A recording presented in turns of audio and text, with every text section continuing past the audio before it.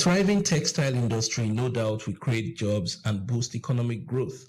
But lawmakers draw attention to the proliferation of foreign textiles in the country, suffocating local manufacturers. They advocate incentives for the textile industry to compete favorably. The Ministry of Finance, Industry, Trade and Investment and other related agencies to encourage local textiles by providing soft loans, easy access to credit facilities through the Bank of Industries.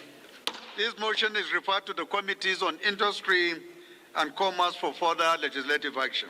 Several bills scaled second reading. They include the FCT 2025 budget of 1.78 trillion naira, as well as legislations to establish a national ear center in Abuja State and to provide social protection rights for older persons. Some of these rights include right to freedom from discrimination, right to freedom from abuse, neglect and exploitation, right to health and social services.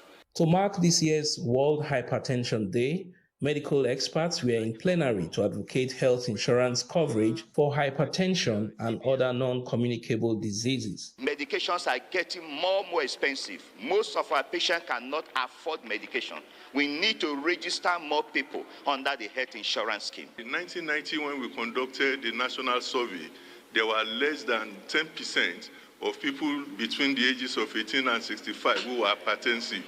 As at today, 40% of people above the age of 18 are hypertensive. Motions were also raised on incessant kidnappings in Edo State and the plight of communities ravaged by rainstorm in Delta State. On these communities of Jedo, Ugbokodo, and Ugoton of Okpe local government area of Delta State, aware that roofs of over 2,000 houses were completely or partially damaged.